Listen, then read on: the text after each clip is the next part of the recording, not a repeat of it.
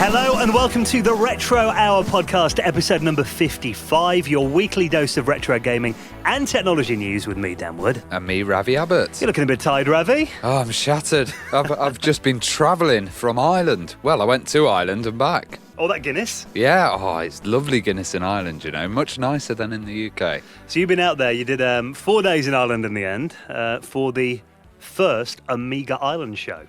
Yeah, and this was really good fun. There was 50 guys and we all had a great drink, we had a good time, and I'd like to thank Jarlath and all the Irish Amiga users, and they're based at amigauser.ie, which is their new website, and I'm going to be going next year. So every year this should be a little annual thing, Amiga Ireland. I've got to make it out there next year. Ravi actually uploaded a video. You took a bit of footage there as well. It starts with them blasting ice off the plane. Yeah, it was 4 a.m. when I left. But it's a really quick flight over to Ireland. It's only just half an hour. So. Really? That's nuts.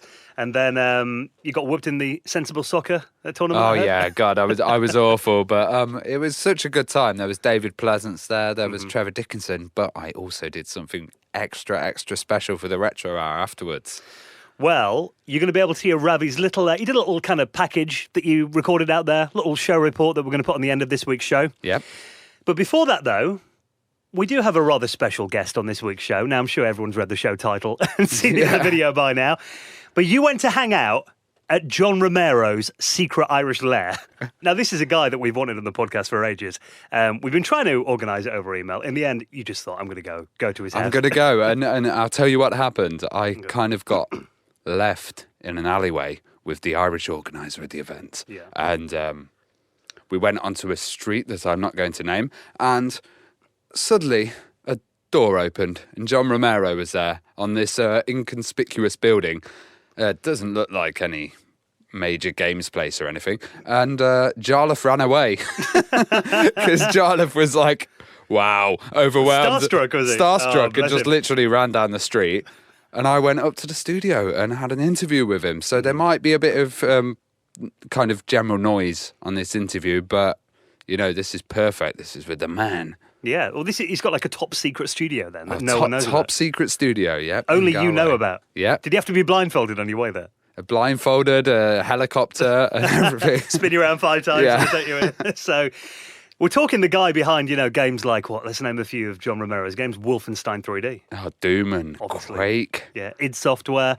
Arguably this guy, I've heard him and John Carmack being described as the Lennon and McCartney of the video games world. Totally, and I've heard Doom as being described as one of the most successful games ever. Yeah, absolutely. Huge.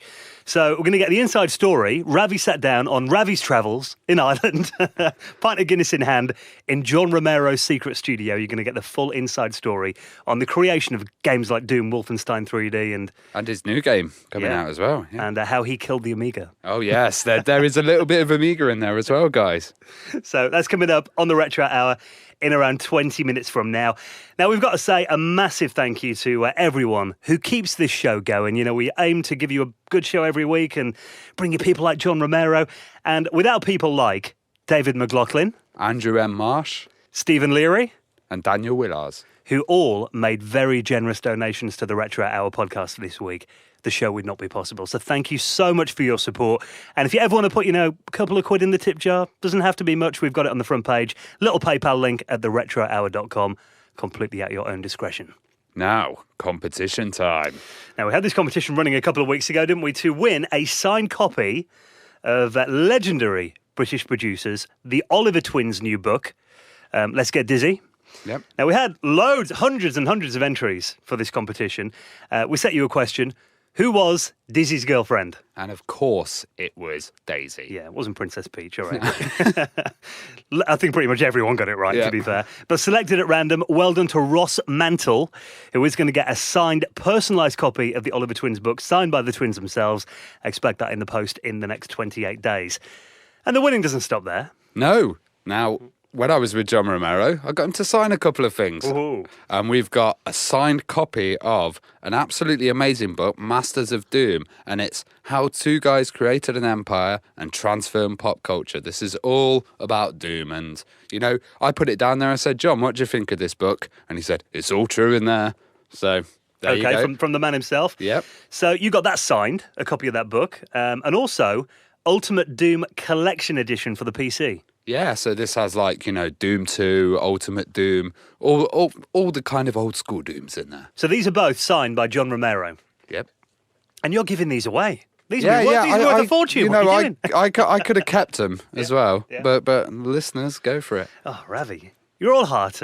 So, if you'd like to win a signed copy of Masters of Doom, the book, and also Ultimate Doom Collection for the PC, signed by the man who made the game, John Romero, all you have to do is head to our website, theretrohour.com, and answer this question. What was the PC platformer developed by John Romero and the id Software team released for MS-DOS in 1990? Was it A, Jazz Jackrabbit, B, Cool Spot, or C, Commander Keen? If you don't know the answer, you'll find out a bit later in the show. But all you got to do, you got 2 weeks from today to enter that. We're going to keep this competition open until midnight on February the 10th, 2017. All the details and rules and the form that you need to fill in to enter this competition, you can find on the front page of theretrohour.com. Right, before we get to the main man himself, let's get into this week's news stories. And I thought it might be quite appropriate to start with some Wolfenstein 3D news. Oh, cool. Now, there is.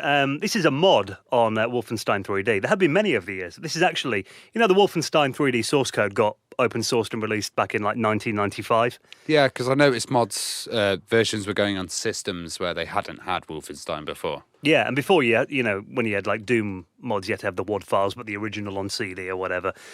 With this, though, it's actually, you can download it and the whole game's included. So it's like free implementation, yeah. Is it? Yeah.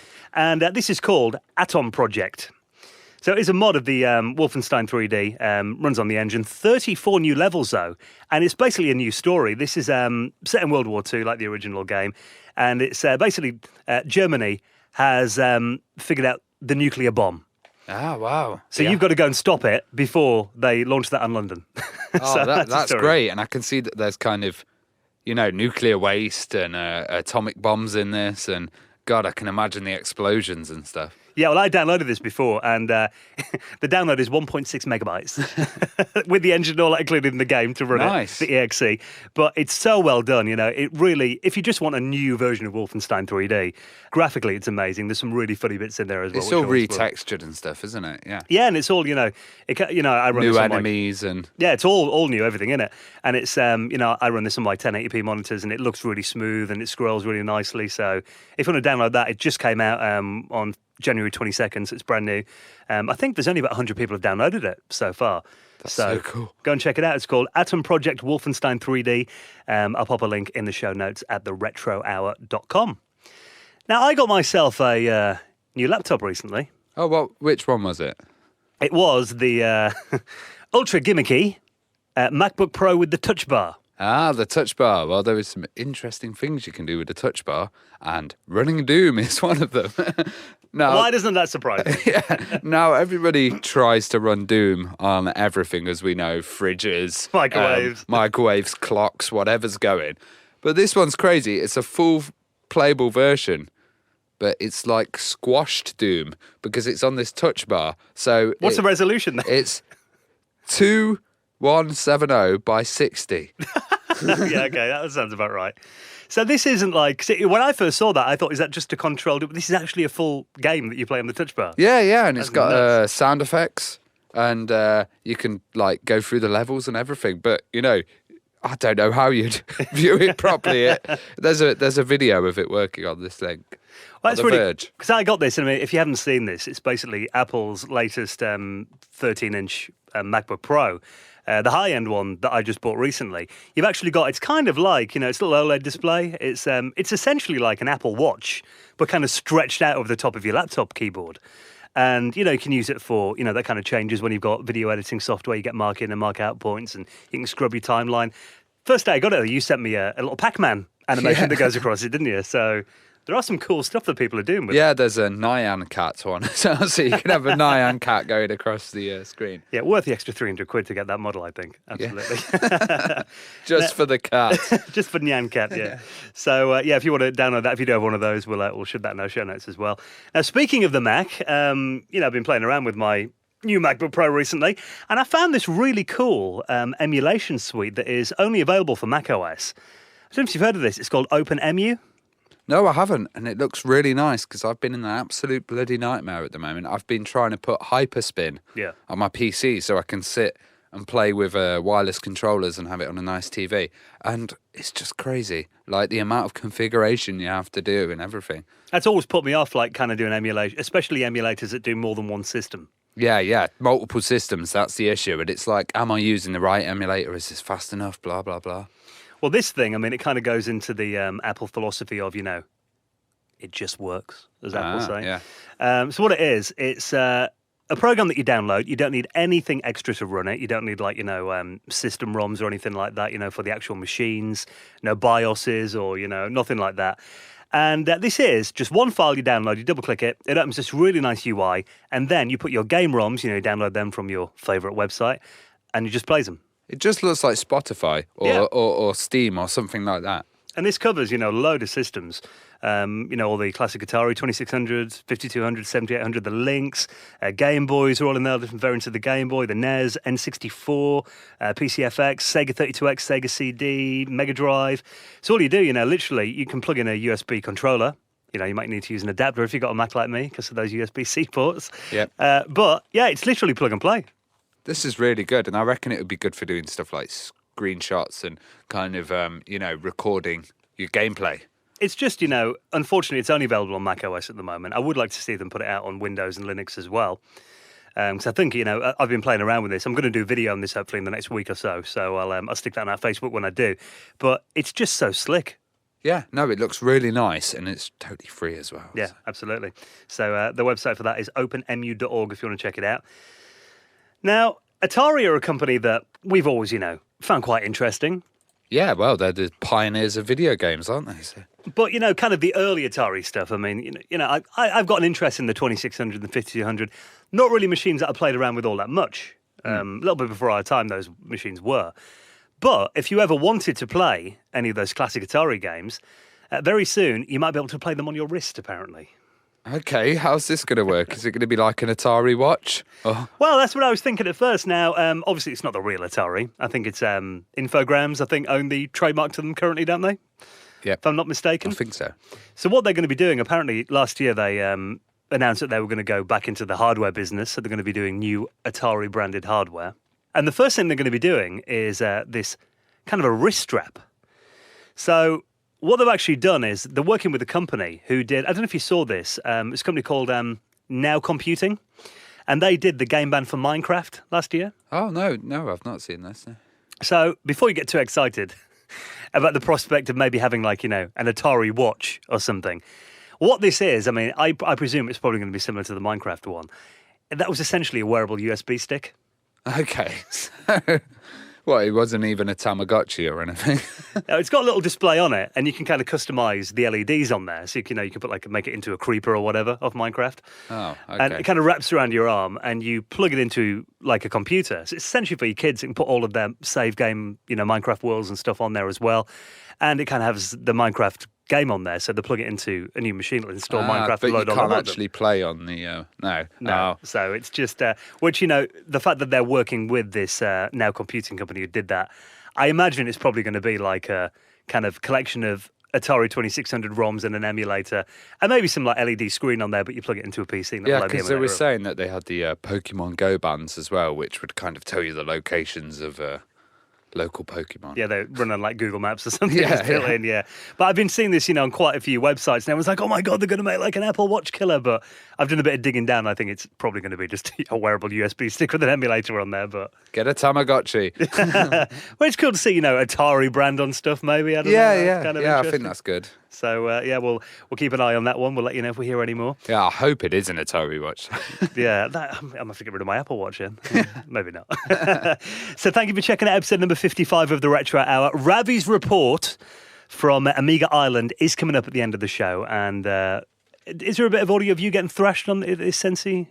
Yeah, there's a bit of audio of that, and there's a bit of audio of John Romero talking about his Amiga connection as well. Okay. And a quick reminder, if you'd like to win a signed copy of Masters of Doom, the book, and Ultimate Doom Collection for the PC, both signed by John Romero. You got to answer this question. What was the PC platformer developed by John Romero and the id Software team, released for MS-DOS in 1990? A. Jazz Jackrabbit, B. Cool Spot, or C. Commander Keen? Enter that competition at theretrohour.com, and that merchandise could be yours. Right then, I think we've teased them long enough. Yeah, let's go for it. John Romero, Doom on the Retro Hour. At long last, Finally. here he is, and we'll catch you next week. Ciao.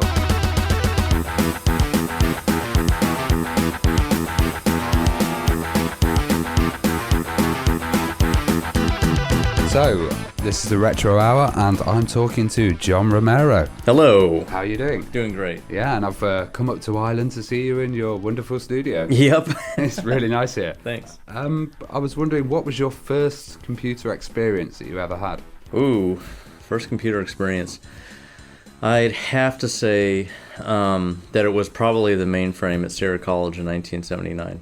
So this was one of the giant mainframes. Yeah. It was in a separate room by itself, and then the other room next to it had 25 black and white HP terminals with keyboards. Terminal and a keyboard, and they were all connected to it, and it was a timeshare system. So that was kind of in one of these rooms that if it would overheat, all the CO2 halon, would come in. And, fire. If there was fire, then it would suck all the oxygen out of the room, and the fire would be gone. So a proper massive beast. Yeah. And what kind of stuff would you like look at then? I guess it was simple. At the very beginning, it was just like text games, and this is Adventure, and Hunt the Wumpus, and Poison Cookie, and Nim. Just like little stuff like that. That's all text based. And I was hoping it would be graphical because I just came from the arcade, and I was hoping they'd see something. I was hoping, I was like Asteroids, and then Hunt the Wumpus. But it was totally different, and it was interesting, and it was accessible because I could spend as much time as I wanted. It didn't cost any money, so that's the thing that kind of got me hooked. So you kind of got to go there regularly? Is this? For the summer of '79, I was there all the time. I was playing Adventure. I was learning how to program. I was writing my own adventure game in BASIC. So that's how I started it. And then when I couldn't do that, then I would go to Radio Shack stores, and they had books there, and they had the TRS-80s, and so I would get the books and be typing the programs from the books into the TRS-80s, just watch them and change them, and anything I could before we had a computer in the house. I went to every store I could to have access to a computer. So you caught the bug early on. Yeah. Yeah, definitely. Yeah. And what was your first computer system then? The first computer I had was an Apple II Plus. And of course, being in that region of America, it must have been very exciting at that time. It was huge. I mean, Apple wasn't that far from us. Apple was probably 2.5 hours from my house. So we were north of Silicon Valley. We're close to, San Francisco. And then from San Francisco to San Jose was all Silicon Valley. Everybody was starting companies. Even one of the best companies that we kind of modeled id Software after, it was called Sirius Software. And it was in Sacramento, which was not even an hour from my house. And I guess you heard about stuff like the California Computer Club and all of that going on. There were a ton of user groups all over the place. I went to some user group meetings. What kind of fascinated you about the Apple II then? Well, the Apple II had color, had high-res graphics, and it had sound. Yeah. And that's so different than TRS-80s and the Commodore PET and mainframes and everything. It was like the first time you could actually see a computer as being a game computer. And that's, in fact, the reason why Woz made the computer was so he could put Breakout on it in software instead of hardware. And so it had to have those things in it to try and replicate the arcade system that he created. And he put enough in it that it was super exciting for a lot of game programmers.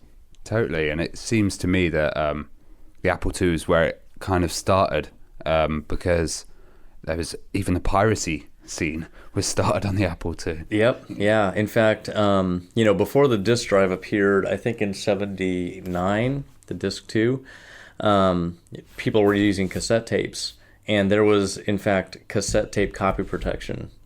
Which is pretty crazy because you think, well, the audio signal has to go into the computer and all that, right? Yeah.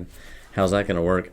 But they had copy protection, so you couldn't write the program out from memory back out to a tape. It would kind of get destroyed if you tried to do that. All scrambled. Or, yeah, you'd have to try to just copy the tape itself, which I think people could do that, but they did some funny things, I think, with stereo or whatever. But yeah, the Apple II was the beginning of a lot of the genres that we have today. And I hear you caught Pac-Mania as well. Yeah, Pac-Man was probably the biggest game for me, because that was also kind of like the Apple II with its graphics and sound and color. That's basically what Pac-Man was as well. Not just that, but the incredible game design that was different than everything that had come before. You know, you were destroying things all the time in every game, and usually it was an alien. And Pac-Man was these colorful characters, you know, and you're like running away from them and just eating dots. And that's pretty different, because even I think the year before Pac-Man came out, there was a game called Head On, which was eating dots. You're a car eating dots, but you would smash into other cars. So it's like this still a violent car crash kind of game, but eating dots in a certain grid, but not as interesting as Pac-Man. And with Pac-Man, there was all the kind of methods, and it was like the first one with actual levels. Yeah. Like different sections. Yep, it had different. Well, Pac-Man had the same map layout for every level. It just had the AI change after so many times. You know, the AI would kind of switch, because the characters were. Each character had a personality, and so had a different algorithm for how it was going to move through the maze. Did you ever do any Pac-Man hacking or any stuff with that? No, but I Scott Miller and George Broussard wrote their book for the arcades and stuff, and I just created my own patterns for the game. So I played Pac-Man so much that I could actually just go up to it and put the quarter in and just start talking to my friends. I don't even need to look at the screen for probably the first 3 levels. I could play the game without even looking at the screen and finish them. It's like reflex action like that. I just patterned it, and then I put like hundreds and hundreds of dollars worth of quarters into the machine. Probably at least 1,000. So that was the game that kind of inspired you to get into design and start experimenting. Yeah, that was because it was so different. It really showed game design wasn't just what was happening in the 70s with killing the aliens or shooting rocks or whatever it was, and it wasn't just space. You know, it was this abstract, strange thing that sounded really cool and fun and cute, and wasn't just for guys. You know, it just really showed game design is limitless. If you can go do a 180 from all the other games that were out there and do something this incredible. And basically, you know, there's a quarter shortage in the United States because of it. Yeah, you weren't just shooting aliens, were you, on that one? It was a lot more using your brain a lot more. And so you started designing and coding games. What was one of your first kind of programs? Well, my adventure games on the mainframe were my first ones. On the Apple II, I think the first game that I wrote was it was a Crazy Climber game. And Crazy Climber was one of my favorite arcade games.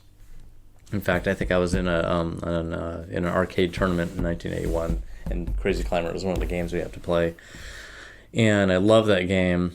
So I started to basically make it in low-res 16-color on the Apple II, and I didn't go further than probably a couple days on it or something before I decided that I couldn't write it the way I was writing it, because I didn't even know how to program that well. It was really, really bad, but it was, you know... You're like, I want to do this, but... I want to do it, but I don't know about variables. Like, that was...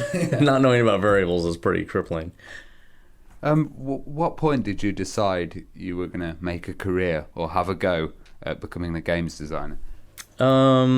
I think I just knew that the whole time, because I dove into it, and that's all I cared about doing. So when we got the computer at home in 1982, that was it. Got the computer at home, and that's what I spent all my time on, from when I got home from school until I went to sleep every day, and then weekends was, holy crap, I can spend all day long on this thing. I did that my whole, pretty much, you know, the whole time I was in school. So I made a ton of games, dozens and dozens of games. Yeah, I heard some of yours were on magazines as well. How did that happen? Just keep on making games, and at some point with magazines, they a method to why a game would get published, and I figured out what it was. It was the fact that a game had to be fun, but it couldn't be a very long listing.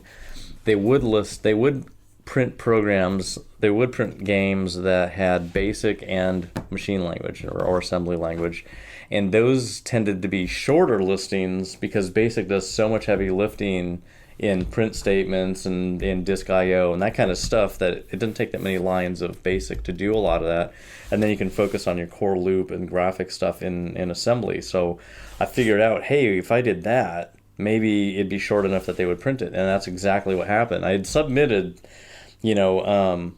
probably 15 games before I finally, and they all got rejected until finally they accepted the one that I figured this thing out. They accepted it, and I went, that's what I have to do. And then every single game I made from that point on got accepted by the magazines because I figured out, they just want me to do a small thing, but BASIC and assembly, and people will learn. They like the readers to learn, so you have to put a lot of comments and stuff like that. And I've had people contact me who read those listings and became programmers and learned 6502 assembly from those.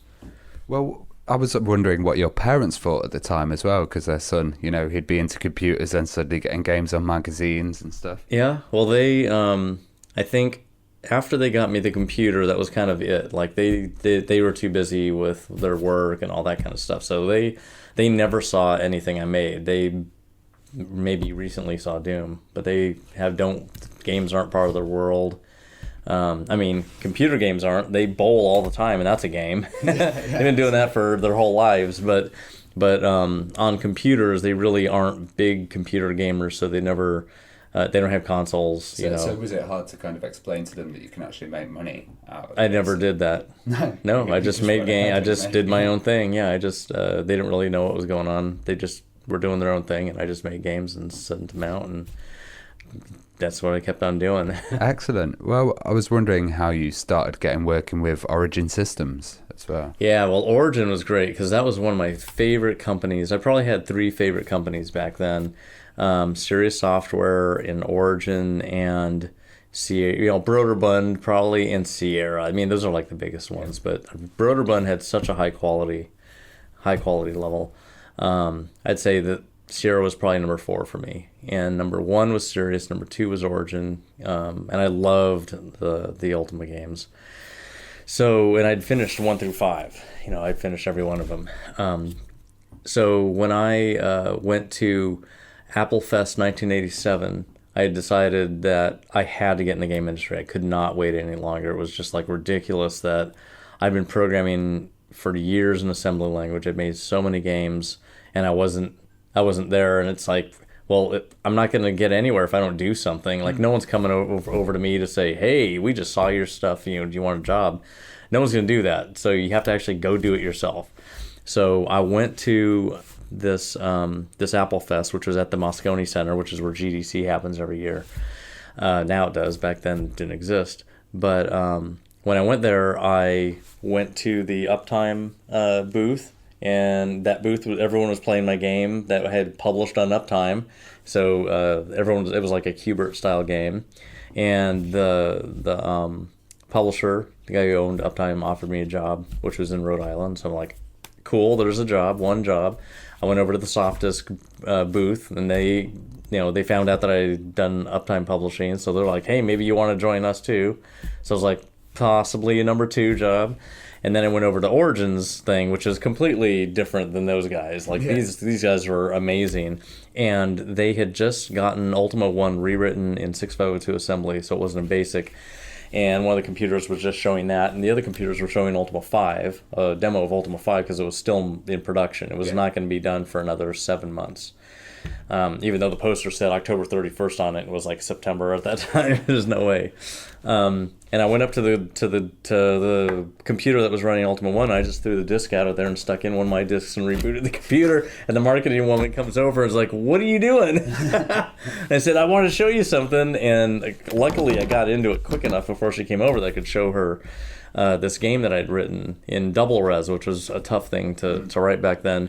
And she's like, "Whoa, did you write that?" And I said, "Yeah, I want to get a job at Origin." So she said, well, can I get your information? So I said, sure. And I said, can I get yours? Luckily, I did that. So I got her info, and I basically called her as much as I could, once a week or whatever for the next few weeks. And then she got me in touch with a guy there who was going to hire for a position, for a porting position for the Commodore 64. So I got connected to him, didn't have to talk to her anymore, and then I just kept on calling him, and he said, okay, I'm going to contact you as soon as this position's open. And then the position became open beginning of November of 1987, and I had to do a phone interview with 3 programmers, and I was basically up against 4 other Commodore 64 programmers in the United States for this job. And the people I was talking to were Apple II programmers, and I'm an Apple II programmer, so it was pretty great. And they decided to choose me over the other Commodore guys nice. To come and do the real interview on site. So they flew me to New Hampshire from California, and then I had to have an interview at a big, huge conference table with 9 programmers. And it was great because at that point there was nothing that they could ask me that I didn't know. I knew every single thing there was to know about the computer. I'd been programming for 10 years at that point, or 8 years at that point. So it was an awesome interview. I totally blew through it. It was no problem. They hired me, and I moved out there in November of '87, and just started. I got a raise like 3 months later because I did some incredible stuff. And did you do any work with Richard Garriott as well? No, Richard was in Austin, and I was in the. I was with Robert Garriott, his brother, who was running the New Hampshire office, which actually had everything else going on. So, Ultima 5 was in Austin, and everything else. Everything else was in New Hampshire, and that means all the ports, all the other games, Ultima 5 for the PC, like tons of stuff was going on. What was your favorite time at Origin? Would you say? Well, usually it was nighttime, because nobody, no one was there, and I could sit there and play music on the synthesizer, and I could just like look at the awesome 2 stories worth of Caverns of Callisto and Ultima maps, and just like massive piles of cloth maps and trinkets and all the stuff that they put the boxes, because they basically put all the boxes together there as well. Like that was their production facility. Oh wow. Their QA, their production assembly line out to the trucks and the everything. So I helped put boxes together and duplicating discs and shrink wrapping and QA, like everything. So it was really, it was just awesome. I loved it, and I was only there for maybe 8 months, something like that. Why did you end up leaving? I left because my boss asked me if I would start a company with him. Ah, okay. So that was pretty cool. I moved all the way across the U.S. to New Hampshire to go to this like dream job, and then 8 months later I quit to start a company with my boss, who he quit as well. So was that dream job soft disk? No, that was Inside Out. Okay. So I owned the company. So I already had my own little startup from when I first got the Apple II Plus. And by the time I got to Origin, I'd already published a ton of games through there, at least 12 games by that time through that company. And there's probably about 5 more a little bit after that. But then I started Inside Out Software, which is the company where I did Might and Magic 2 port from the Apple to the Commodore 64. And my co-founder, John Fascini, he did the PC version of it. So we were just sitting next to each other. I'm porting it to the Commodore. He's porting it to the PC. We were just burning through it. And then I started porting Tower Toppler from the Commodore to the Apple II. And so it was a reverse port. And that's when my contract got canceled. And then I basically quit that job and let him deal with the fallout. I mean, they went for another 9 months after I took off. But we already had a bunch of people there. And I knew I need to get out of here into the industry, to the PC, and not stick around trying to keep on working on these Apple II and these 8-bit ports. I need to just get out of here. So I started another company with a friend of mine, Lane Roth, called Ideas from the Deep right after that. And we did probably about 3 or 4 games, and then we both went to soft disk right after that. Okay. And at what point did you meet John Carmack? That was about a year and 3 months after going to soft disk.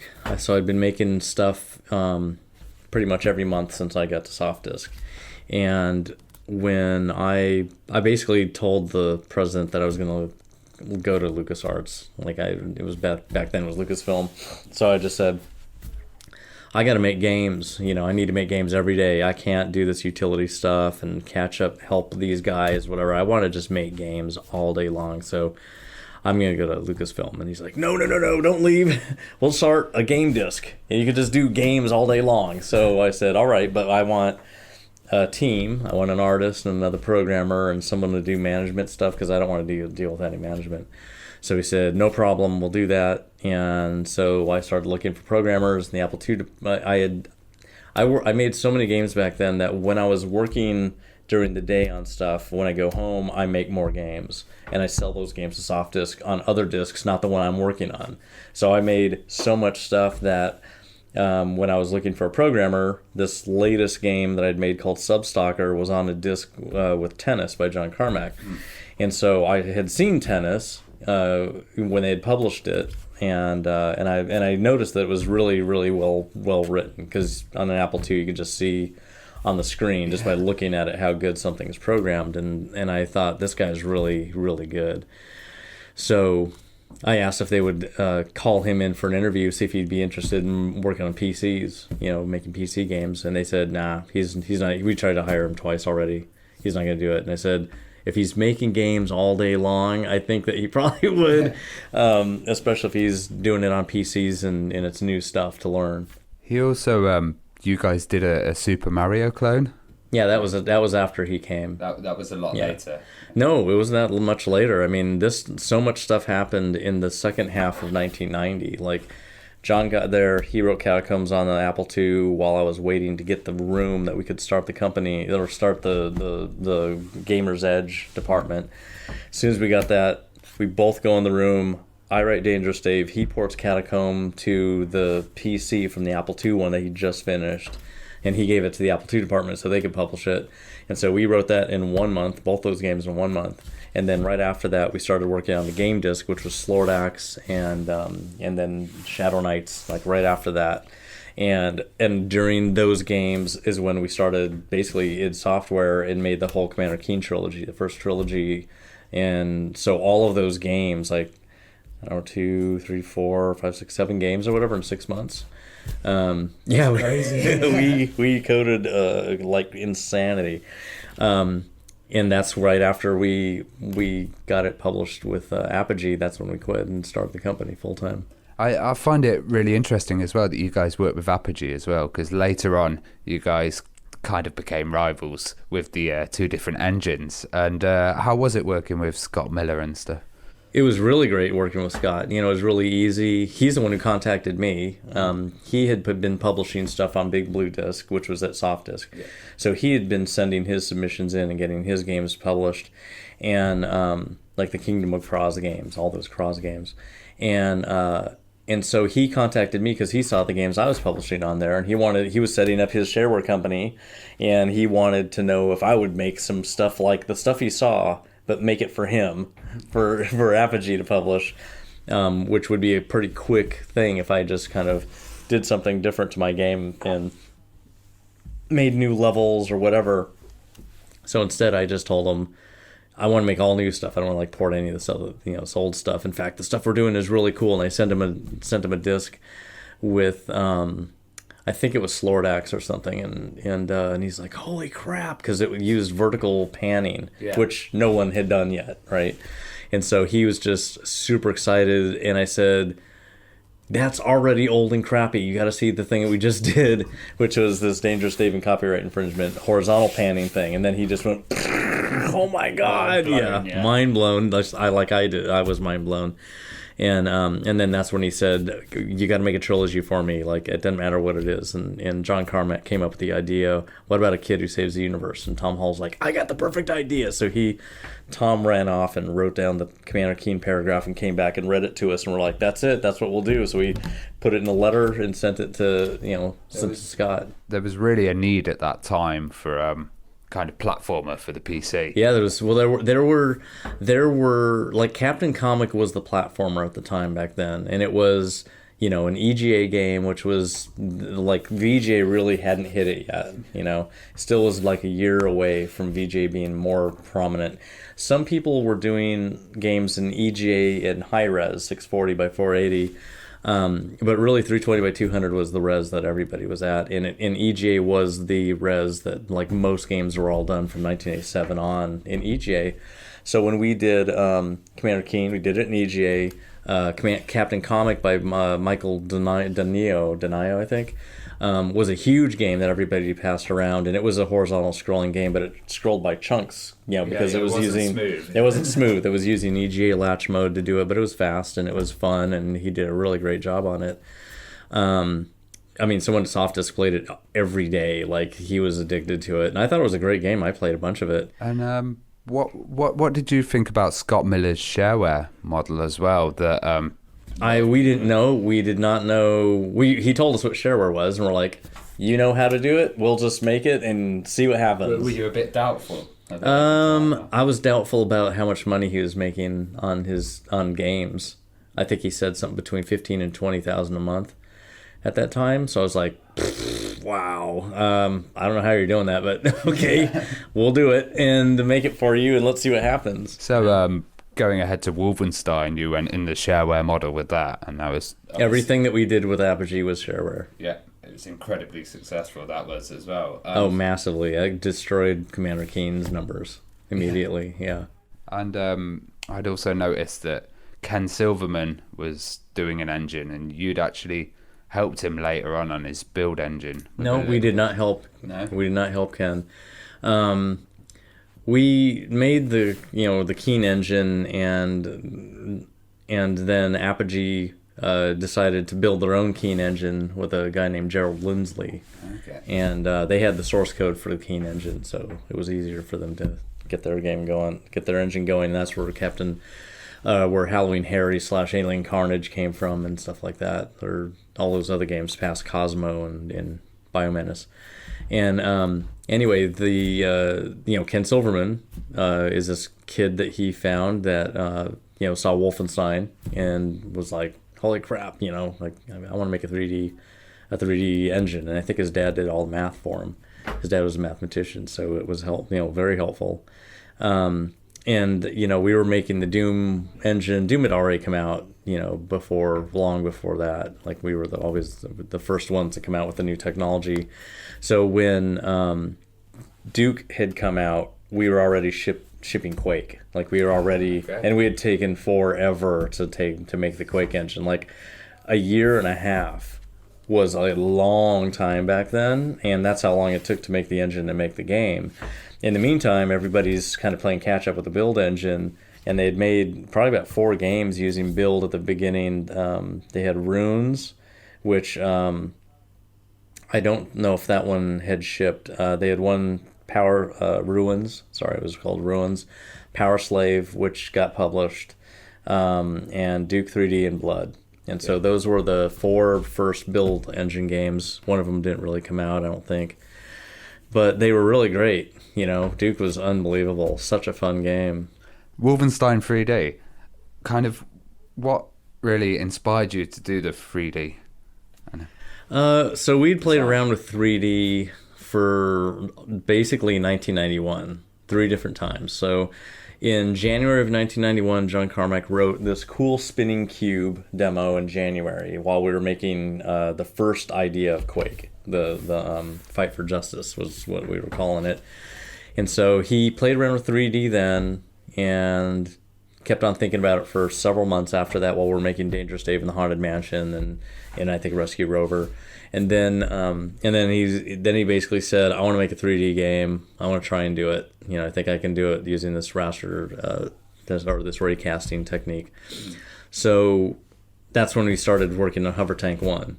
And it took all the way to the end. Like, the 2 months was packed full of insane programming to try and get that game done. This is the only game he was ever worried that he wouldn't get out on time.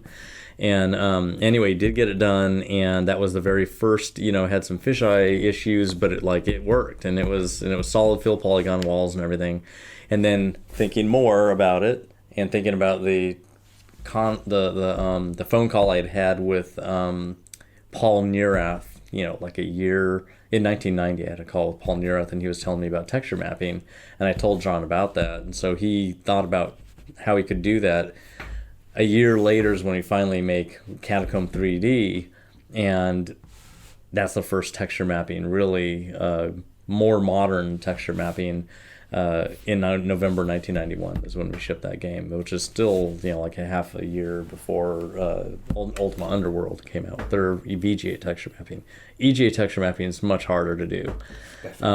But we did, right after we did the Catacombs, we wanted to make another game. We almost made another series of Commander Keens because we just shipped another trilogy of Keens, and we were starting on the next trilogy, number 7, and finally we just went, you know what? No, we don't want to work on Keen again. I think we should do a really violent 3D, game that would go beyond Catacomb. So it just immediately came to me. Tom Hall had an idea for something, and I immediately just said, why don't we just remake Wolfenstein? Like Castle Wolfenstein. And everyone went, holy crap, that's it. Like we obviously knew that was such a great idea. No one had made another Wolfenstein past Beyond back in 1984. So that was immediately the great idea, and it was like no other games around. Like, what other games are you blowing away Nazis? Like, none. No, and it was great also having the enemy as Nazis, because in people's heads it was past the war, and that was everybody's enemy. They were bad, bad dudes. This is before the rise of terrorism, so it was like that was it. And we even talked about that. We even mentioned, like, what about a game about terrorists and stuff? And I was like, well, that's a little too close to home, probably. Like, this is many decades in the past. It wouldn't have that fun kind of element. Yeah, exactly. This is a safe enemy, So anyway, we did that, and it took 4 months, to make the game and put out the shareware version of it, and then 2 more months to finish all the other 5 episodes and the hint book and everything, and then we worked on Spirit of Destiny for 2 months and got that done. And continuing on the kind of violence theme, you decided to go to hell for the next Doom next game. Yeah, with Doom, that was inspired by our D&D sessions. Like, we'd been playing D&D for years in John Carmack's world, and the end of his world came about by basically a flood of demons to the material plane, destroyed everything. Because it's basically an infinite number of demons coming from hell. So they all flooded, and it was months worth of fighting, but finally the planet was dead, and that was the end of the whole campaign. Like, we were done playing the game because demons killed it. And so that was kind of an inspiration. Like, what if that actually happened, on a moon somewhere? Instead of aliens coming through a gate, why not hell? I find it amazing how much D&D's influenced gaming. Oh yeah, there's a Empire of Imagination is a new book, which is finally about Gary Gygax. It's a biography of Gary Gygax, and it's about just the beginning of it. But D&D's influenced everything. Every single game that anybody plays is D&D influenced. Totally. Yeah. So, were you into kind of gothic stuff at the time as well, and that kind of? No, not really. No, because it fitted really well into that '90s kind of. Yeah, that was that was really the look was Adrian and Kevin. Those were, we only had 2 artists, and Adrian did a ton of that. And it was just hellish stuff, and tech base was what we called it. The used Star Wars future, right? Like, let's do a used future kind of looking textures. And so that's what we made for Doom. It wasn't going to be clean, shiny stuff, like older sci-fi stuff. We wanted it to be more alien and Star Wars. So we did that, and then hell was just like cool hell type textures, green bricks and blood walls and faces stretched on the walls and skulls and stuff. And when was the decision made to go multiplayer as well? Because that totally changed everything. That was before we started working on the game. So unbelievably, before we actually started on the game, we were documenting the ideas in the Doom Bible and stuff that we were putting together, which is kind of funny. We call it Doom Bible. But we knew what the game was going to be in January of 1993, and that's when we started working on the game, and we put out a press release when we started working on the game saying, "Gonna be the best game in the world." and it's gonna have multiplayer. And that was in the press release. And it had to live And we had to do it. We had to do it. So we spent that whole year trying to fill in all, basically do all the bullet points on that list. So stuff for your life must have kind of gone insane then, when the game was just globally probably the biggest game in history, one of them. Yeah, it was huge. I mean, and the thing is with Doom, it was interesting. When we were making it, it was the only game that we ever made where before we started working on it, we said, this needs to be the greatest thing that we can ever imagine playing. Like, if there's anything better that we could put in this game that comes into our heads, we need to put it in. Like, there can't be anything better. Single-handedly, as an Amiga user, I would kind of sit there and just be like, right, I give up. When Doom came, I'm sure so many systems. Goodbye, Amiga. I can just imagine the user meeting. Amiga user. I'm going to the guy who killed your platform. Yeah. They're all like, why did it not come out on the Amiga? And yeah, but no, just the impact of it. It must have been insane. Yeah, it was. It was really huge, but we worked all the time. Like we were really working. And when the game came out, there was more work to do because there were so many hint books and books that people are writing about it, and all the modding exploded. So there's modding books. Yeah, that was like one of the first games that you could do massive mods on, and then crazy. And then there's people selling levels, and like, is that gonna be okay? And then we decided that we're gonna sell levels and make some newer ones, and it was just massive. And at the same time, we're making Doom 2, and then we start making the Ultimate Doom, which is a 4th episode, and then Final Doom. I mean, we're just like, and Heretic and Hexen are happening all at the same time. So it was insanely busy. We couldn't really pay attention to what was happening outside the company. We had incoming stuff all the time, and we only allow certain people in to do interviews or whatever, but like there was too much happening. We were completely busy all the time. So after the kind of Doom period, did you step out of the company for a while and just go, oh wow, it's a really big game, or not see? No, it didn't stop. It did stop. It just went on to Quake. Quake went on. And then Ion Storm, where I'm hiring people that were influenced by those games, and they learned how to become level designers and everything because of those games. And so I started hiring those people. So it was just like no stopping. It was just a train. And now it's led to this. You've got your own studio set up, and this is my 9th studio. Your 9th studio. Yeah. Is this the main one? It's Romero Games. Yeah, this is the main one. We decided to do that, and this won't be a studio for sale because it's got our name on it. So, so we'll keep it and make games here, and that's what we're doing. It's super fun. I mean, I'm just keep on making you games. Currently developing some titles as well? Well, we're about to release Gunman Taco Truck, which you can see right there. This game that our son came up with, a really great game design. And we spent, last couple of years, basically making it, having him design it, and then we made it, filled in all the gaps and stuff. But it's a really fun idea, and it takes 3 pretty cool indie games and kind of puts them all in one game in different ways. So the United States part is like FTL, and it's random every time you start it. You don't know what your path across the U.S. could be. There's multiple paths. It's different every time, and the agonizing strategic choices you have to make on that map are crazy. And then there's the going down the highway, insane shooting, and it's very much ridiculous fishing. So you blow away these monsters, but their stuff is floating in the air, and you have to pick it up manually yourself to get it. And then there's Papers, Please, which is the taco creation part, where you're having to study the orders, pulling up recipe books to see what the ingredients are for the how to make those tacos, and then the swiping of everything in there and dumping stuff out and all this. Very Papers, Please, nice. But on a timer. And it's in this retro 16-bit kind of style as well. Yeah, and it's an old retro. Excellent. Art. And are you still playing the new Doom as well?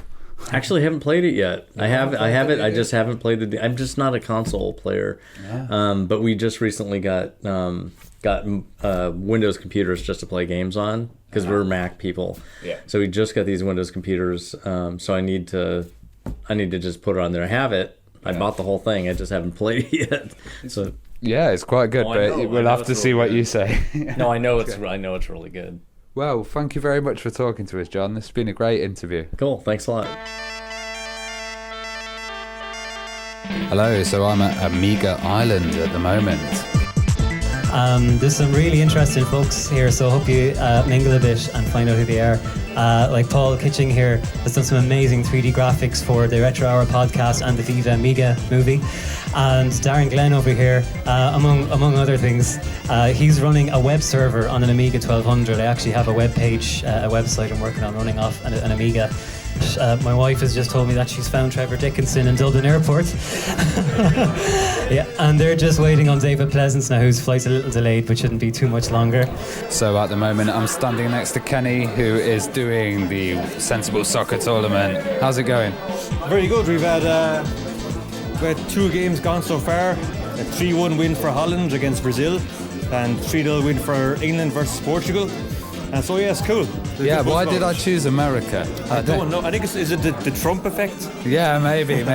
But yeah, it's going really well, and I'm kind of glad that you've chose this classic game that everybody knows. I think like this is my favorite game of all time, and it's just everything about it. I wouldn't change one thing about it. Everything is just perfect, and so. Have you got the skills on this? I am good, but I have played online as well, and I got my ass handed to me a few times in a row. So I realised I'm not as good as I thought I was, you know. But So I'm with Mike Batalana from Amiga Forever and Calanto.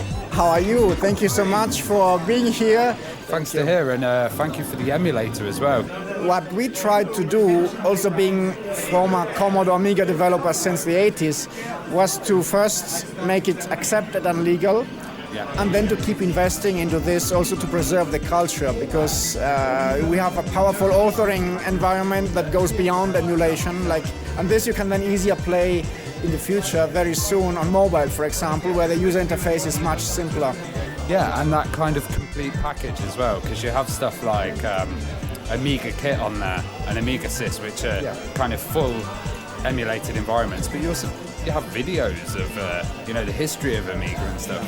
It's really interesting to have that look back and. Well, you are the new generation of video now, right?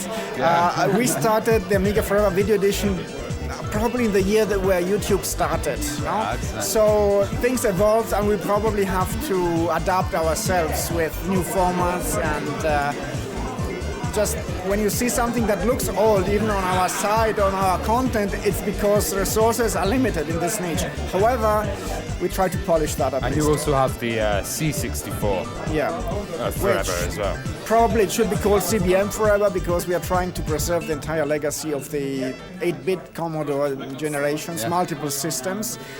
And ideally, I'd like to see that also flow into something for the educational front, where you can learn programming and learn about the past to get a vision about the future, I'm at an Amiga event, and you are Tam.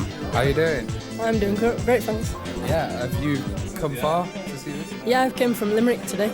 Oh, okay. And have you used Amiga much in the past? Yeah, I had one when I was a kid. I had an Amiga 500 Plus when I was a kid, and I had Commodore 64s and stuff as well. Oh, nice. And, so lots of copy games as yeah, well. oh god, yeah. Every single game I owned was copied. I don't think we even had an official game in my house. David Pleasance is about to talk, the former MD of Commodore UK. The truth of the matter is that over the last 18 months, I've been inundated with requests to do a certain thing, and I decided very recently, literally in the last few days, I am going to publish a book. And the book is going to be about Commodore and Amiga from the inside. Remember, I had 12 years with Commodore. I know I'm one of the longest serving employees. And I've got so many stories that I can tell you, true stories that you will not believe. So I'd like to leave a legacy behind which, will tell people the whole story. I mean, somebody mentioned about Irving Gould, for example, and he invested in Commodore. Well, I know, and I'm probably one of the few people, I know how he made his money in order to be able to invest in Commodore. And I know that because Irving Gould himself told me. And I'm going to put that in the book because it's a bloody lovely story, right? And there are things like this that have happened all the time, things that nobody has ever got to know. The business plan that Colin Proudfoot and I put together was sensational, and we will give you an indication of that in the book. But anyway, thank you so much for your show of hands. I really appreciate that. So, I'm with the organiser, Jarlath. How are you doing? Yeah, I'm great, Ravi. Good to see you. Are you enjoying this event? Yeah, I'm having a great time, yeah. Yeah, so previously you set one up last year, right? Yeah, we had one here about 6 months ago. It was last summer, and we had about 20 people at it in a small room, and we had a really good time. And we used the footage to promote the event a bit more and try and expand it, which is why we've got, we've got doubled our numbers, I think, this time.